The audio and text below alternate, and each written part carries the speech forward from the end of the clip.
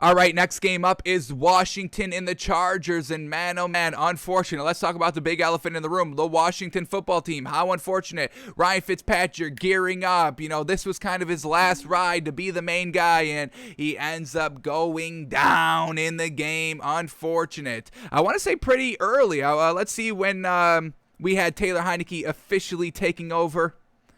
All right, so Ryan Fitzpatrick playing into the second quarter. Then we have Taylor Heinicke coming in and kind of the second quarter with like 45 seconds left, it seems. He came in, 8 minutes, 53 seconds. That's when he came in the second quarter. So, yeah, Ryan Fitzpatrick didn't play that much in this game. Only went 3 of 6 for only 13 yards. No touchdown, no picks, not turning the ball over. That's good. He did fumble, but he recovered it, thank goodness. But, not really doing anything with Ryan Fitzpatrick. They went 3 and 6, kind of 3 and out with only 6 yards. 6 plays, 36 yards. They scored a field goal. He went 7 plays, 11 yards, scored another field goal, and that was kind of his day. So once again, Ryan Fitzpatrick not putting the points on the board. He didn't turn the ball over, which is good. That's kind of our one knock on Ryan Fitzpatrick, but he still wasn't putting up the points. So Taylor Heinicke comes in and fills in for him, 11 of 15 for 122 yards, 1 touchdown. And, we saw this, the Washington football team run the ball more than they were passing. Definite outliers, huge outliers, that they only passed the ball 21 times. I mean, we're going to, definitely, like I said, we're going to keep track of all these passing numbers by the quarterbacks, but only 21 combined passes here by Washington. That's definitely low. They had Antonio Gibson carry the ball 20 times for 90 yards. Definitely seems like they are going to be running the ball heavily, relying on their defense and rushing the ball, eating at the clock. And it was a competitive game, close game. Unfortunately, they lose, but this could be the right strategy here for Washington moving forward. So we'll definitely keep an eye out on that. All right, Terry McLaurin, wide receiver for Washington, 4 receptions for 62 yards. Logan Thomas, their tight end, 3 receptions for 30 yards and a touchdown. Very well done. Taylor Heinicke using the tight ends, using his safety blanket weapons out here. Can we bring up this? We cannot watch the touchdown quickly, so we will not bring it up. But very well done. We had Chase Young with the pass defense for Washington. Let's see, did he have any sacks? What do we got here? Chase Young, 1 tackle for loss, no sacks, but he did have a pass defense getting into the screen game, blowing it all up. You love to see it. But they just come up just short here. They're down 20-16. With 11 minutes left, they go on a 4-minute drive that stalls. They have to punt. They think they're going to get the ball back, but the Chargers just run out the last 6 minutes and 50 seconds, picking up first down after first down and chewing out the clock. So great credit there for the Chargers, just kind of icing the game with the long drive. And just unfortunate, it's 4th and 12 for Washington with 6 minutes and 50 seconds left. They have to punt. They have no choice. So just unfortunate. Taylor Heinicke keeps the game close, which is great. I mean, that's what we've seen. He's only, had like 3 starts in this league, and he's kept every game close, never getting blown out, which is a good sign. He's definitely going to have to do it now because Ryan Fitzpatrick's going to be missing some time, it seems. With Washington football team quarterback Ryan Fitzpatrick set to miss extended time with the hips. With a hip subluxation, Washington football team has signed quarterback Kyle Shermer to the practice squad. So they'll still be rocking with Taylor Heinicke, obviously, but, Ryan Fitzpatrick was their guy. He came in and kind of won the starting job. Ron Rivera saw something in Ryan Fitzpatrick better than Taylor Heinicke, so we'll see how that plays out. Unfortunate here for Washington.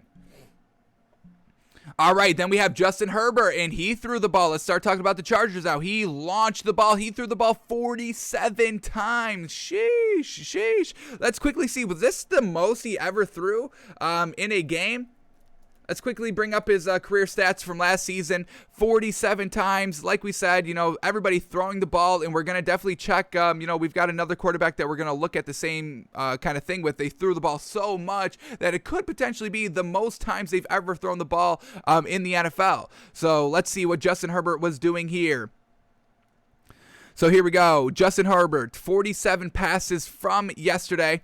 let's see what he was doing all last season. So we're just going to read the attempts from last season. Here we go. 33, 49. That was week 2 against Carolina. 25, 34, 43, 43, 42, 32, 49. Again, 52, 53, 44, 32, 33, 31. So he does have, experience of slinging the ball around 47 plus times. He's not worried about it. Unfortunately, threw an interception. He went 31 of 47 for 337 yards, 1 touchdown, 1 interception. Overall, not bad. Let's get a number on the stats here.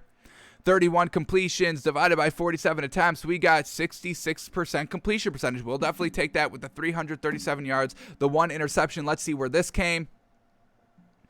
All right, interception came in the fourth quarter when they were down 13-16. Definitely not the greatest here. And they were at Washington's 20. Oh no, in the red zone. Luckily, the defense forced a fumble, and then Justin Herbert took that turnover and I'm not turning the ball over again, and finished the job marching 3 yards for the touchdown. So Justin Herbert made a little bit of a mistake, but then cleaned it up when he got the second opportunity. So very well done there by Justin Herbert to score the ball there after throwing a pick, and that gives them the lead 20-16, and they win the game because of that. So very well done to the Chargers.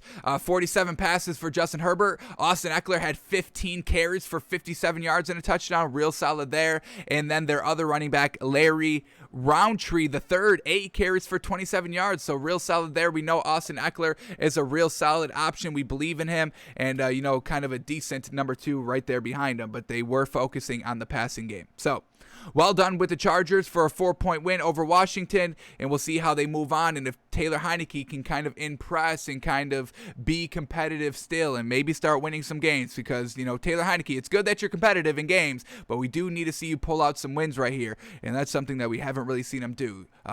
Small sample size, so we can still give him credit and still buy into him. We'll definitely look at all of these 15 attempts come Wednesday when we can break it down a little bit further and a little bit more in depth, but so far, got to see some wins out of Taylor Heinicke. So Washington loses 20-16.